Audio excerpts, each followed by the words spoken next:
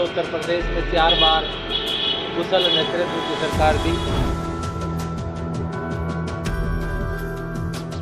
आपको इसको यह जानकर बड़ी खुशी होगी कि हमारा जिला और विधानसभा साथ में साथ सेक्टर तो जो समिति। इस वक्त हम सोहना शहर में मौजूद हैं। यहाँ पर आज बहुजन समाज पार्टी की तरफ से सेक्टर कमेटी सम्मेलन का आयोजन किया गया है और यहाँ पर जो मुख्य अतिथि के तौर पर महेंद्र सिंह जाजोरिया जी पहुँचे हैं, जो कि प्रदेश महासचिव हैं।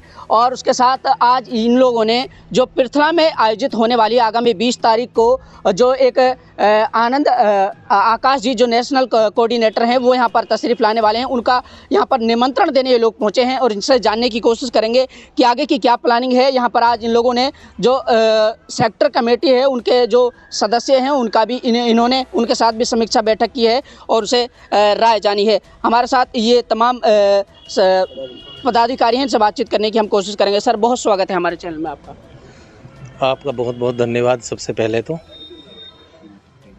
आज का उद्देश्य क्या था? जैसे सेक्टर कमेटी सम्मेलन का आपने यहाँ पर एक उनके साथ मीटिंग की है, तो इसका मुख्य उद्देश्य क्या था? आगामी क्या प्लानिंग रहेगी? अभी हमारा जो मुख्य उद्देश्य था वो 20 तारीख को पृथला में हमारे बहुत ही सम्मानित राष्ट्रीय कोऑर्डिनेटर आकाश आनंद जी पहुंच रहे हैं। आदरणीय बहन जी के निर्देश के ऊपर, और हम दोनों लोकसभाओं के जो अभी तक हमने सेक्टर तैयार कराए हैं उसकी समीक्षा वो लेने के लिए आ रहे हैं। तो हमने यहाँ सेक्टर के पदाधिकारियों को ही केवल निमंत्रण दिया था, उन्हीं को बुलाया था जी। जैसा कि आपने देखा भी होगा, हमारे साथ में हमारी फूलिया जी जो हरियाणा प्रदेश के सचिव हैं, या हमारे जिलाध्यक्ष हैं विजय खटाना जी, उन्होंने भी अपने स्पीच में बोला था कि हमें आज जो संगठन है हमारा वो हमें मजबूत करना है, और इसलिए मजबूत करना है कि जो देश के हालात हैं वो बहुत ख़राब हैं और आज पूरे देश की निगाहें आदरणीय बहन जी की तरफ हैं। तो हम अपने संगठन को मजबूत करने के लिए ये कार्यक्रम कर रहे हैं। आपने कहा कि देश के हालात ख़राब हैं, हरियाणा में पार्टी की भी हालत कुछ ठीक नहीं है जैसा बताया जा रहा है। किस तरीके से आगे बढ़ाने का काम करेंगे? आगे की क्या प्लान? क्योंकि अब से 1-1.5 साल बाद भी चुनाव हैं हरियाणा में, तो क्या रणनीति बनाई है? नहीं,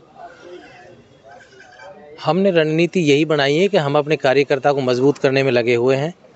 बूथ से लेकर सेक्टर तक के कार्यकर्ता जितने भी हैं सबको हम कैडराइज कर रहे हैं, गांव-गांव जाने का काम कर रहे हैं। चलो गांव की ओर हमारा एक प्रोग्राम चल रहा है जिसमें हमारे सभी पदाधिकारी दिन रात लगे हुए हैं।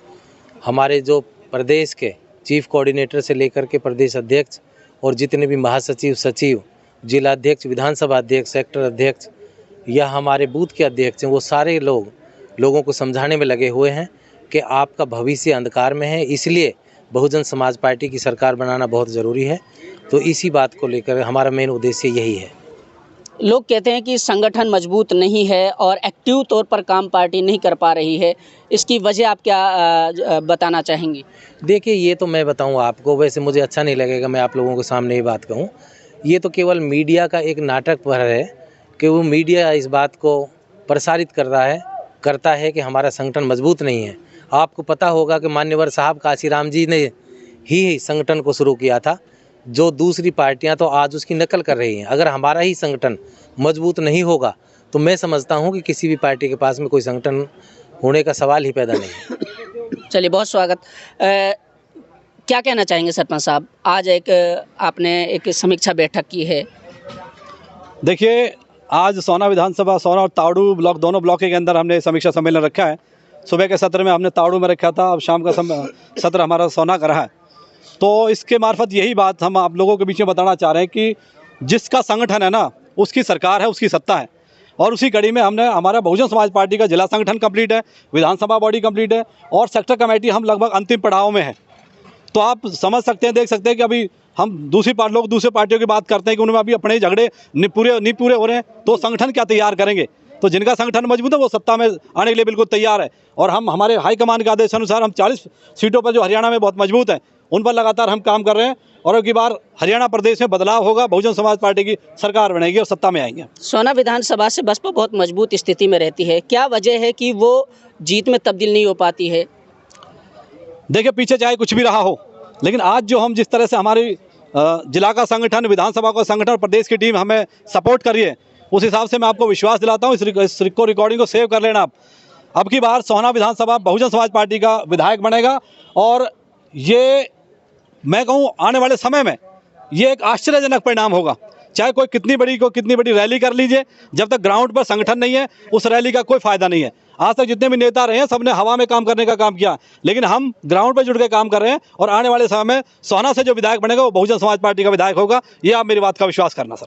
सर, आप बोल रहे थे कि सरकार में, सत्ता में साझेदारी बसपा की रहेगी, किस आधार पर रहेगी, किस आधार पर आप ये दावा कर रहे हैं? पुरानी गलतियों से सीखते हुए, आपने अभी सवाल किया था, उन पुरानी सभी गलतियों से हमने सीखा है और सीखने के बाद में हम अपने सेक्टर पे और बूथ कमेटियों पे, सेक्टर कमेटी और बूथ कमेटी पे बहुत ही गहराई से हम लोग काम कर रहे हैं और हमारा लगभग 90 और 95% सेक्टर का काम कंप्लीट है और उसके बाद हम बूथ पे जाएंगे, हमारा सेक्टर के लोग बूथ पे जाएंगे।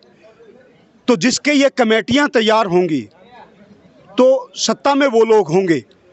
हमने सोहना को टारगेट पे रखा है कि ये सीट हमको पुरानी गलतियों से सीखते हुए उन सारी गलतियों का हमने निराकरण कर दिया है और इस सीट को इस बार अपने संगठन के बलबूते पे, जो हमने संगठन का निर्माण किया है उस संगठन के बलबूते पे इस बार हर बूथ पे और हर समाज के लोग हमारे संगठन में हैं।